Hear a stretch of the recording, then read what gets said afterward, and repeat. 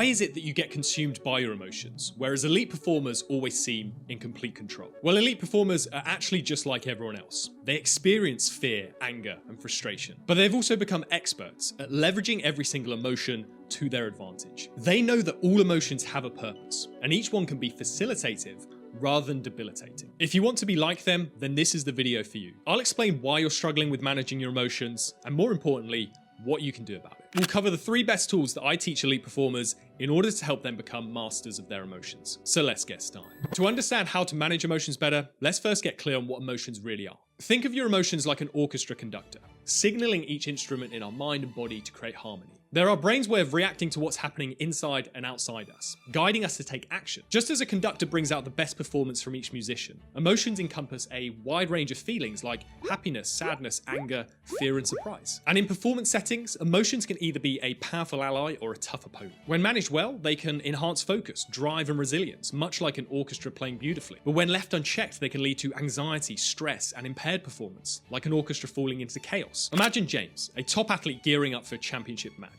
His emotions are like that orchestra. Excitement energizes his performance, making him agile on the field. A bit of nervousness sharpens his focus, ensuring he doesn't miss critical plays. But if fear takes over, the orchestra starts falling out of sync, causing a mental block and playing out of tune. Yet managing emotions in high pressure settings isn't easy. Our brains naturally focus on more negative emotions due to evolution. For James, this means dwelling on mistakes rather than successes. Certain triggers like critical match moments or pressure from coaches can set off intense emotional reactions that are hard to control. But understanding that emotions are just information can help massively. Recognizing their signals allows us to interpret them correctly and use them to our advantage. Every emotion, whether it's excitement, fear, or anger, can be useful if expressed and channeled properly. The key is to practice strategies that help manage emotions, turning them from obstacles into tools for success. And with this in mind, let's now explore 3 practical tools that can help you manage your emotions better and enhance your performance. So first up is what I believe to be one of the most underrated and underused tools by high performers, and that's meditation. If we break it down to its bare bones, meditation is quite simply where you use a technique such as focusing the mind on a particular object, thought, or activity to train your attention and awareness and achieve a mentally clear and emotionally calm and stable state. It's about creating a space for your mind to rest and reset, helping you become more aware of your thoughts and emotions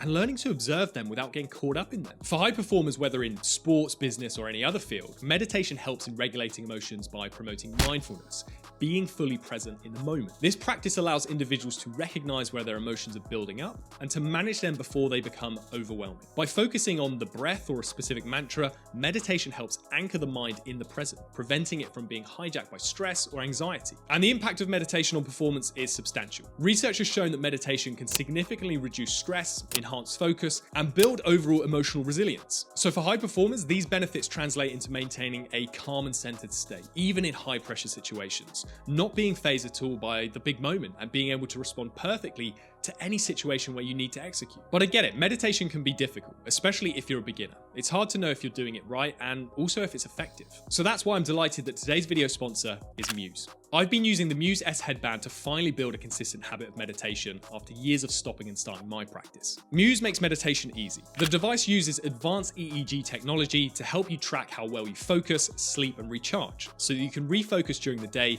and recover each night. Through neurofeedback, you get to instantly see how effective your meditation sessions are and also train your brain to become calmer over time. Neurofeedback is a form of brain training which enables athletes and other high performers to enhance focus, control their mood, and improve reaction times. This technique proves invaluable for those who encounter high-stress situations demanding quick decision-making and taking the right course of action whilst under pressure. And through using the Muse S Headband and the accompanying app, for the first time in my life, I found a way to tangibly record how impactful my meditation sessions have been. It's trusted by renowned institutions such as Harvard, NASA, and the Mayo Clinic. Muse offers a transformative experience, backed by over 200 published research studies. With over 1 billion minutes of brain data to date and boasting the largest EEG data collection in the world, Muse is at the forefront of cutting-edge neurotechnology. I personally love their extensive library of guided meditations, with some of my favorites being on sports performance and rising above stress. It makes building the habit of meditation so much easier and also so much more enjoyable. So if you want to reduce stress, be calmer, have sharper focus, and regulate your emotions better, then head over to Muse and receive 15% off your order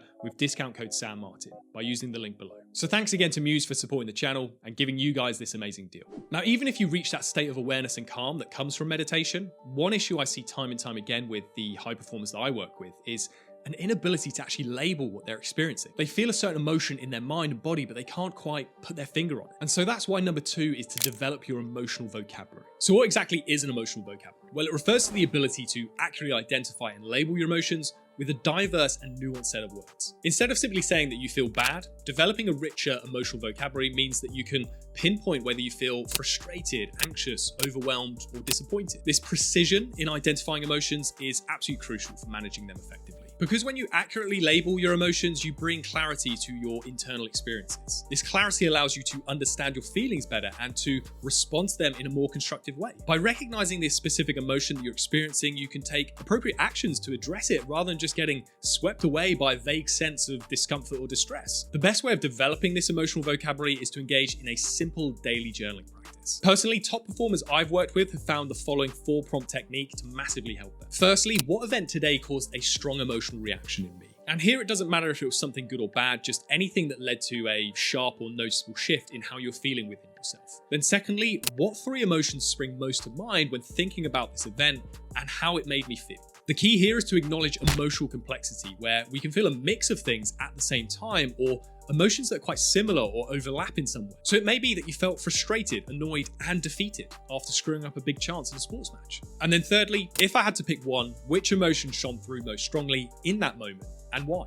The key here is to recognize that although we can feel a mix of things, usually one emotion will be the most dominant. Think of it as the loudest instrument in the orchestra, the sound that causes everyone in the audience to take note. This prompt helps you to start noticing the nuances between emotions and how they impact you in different ways. And then finally ask, did I channel this emotion effectively in the heat of the moment? The point here is to become more aware of using emotions to your advantage and leading them rather than them leading you. In certain situations, you want to fully lean into an emotion to create a positive shift in your behavior, whereas in others, you may feel the need to suppress it momentarily or redirect it so it doesn't negatively impact the situation that you find yourself in. Doing this exercise on a daily basis rapidly builds your emotional vocabulary, and in turn will mean that you respond to situations much more effectively as and when each emotion arises in future. But as said, there can sometimes be situations where certain emotions surface that are not necessarily helpful. Things like getting angry at someone's stubbornness during a negotiation or feeling pure anger after a poor referee decision. What can be done to quickly manage emotions that can threaten to ruin a high-stakes situation? Well, that's why the final tool is cognitive reappraisal. This is a powerful psychological technique that involves changing the way that we interpret situations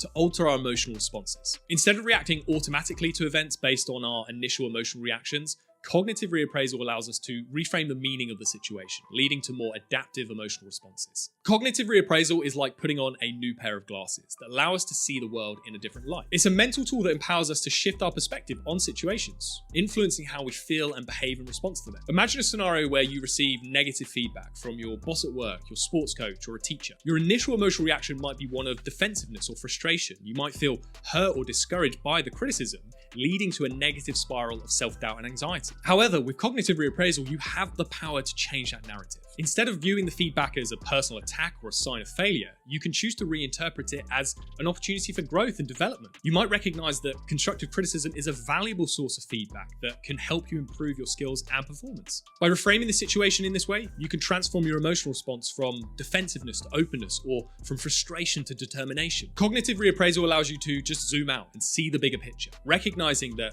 setbacks and challenges are often temporary and can serve as stepping stones to future success. The best form of reappraisal that all peak performers engage in is making the shift from threat appraisals to challenge appraisals. This is a skill that 99% of people never learn, and it causes them to never fulfill their potential. To avoid the same fate, then you should watch this video next.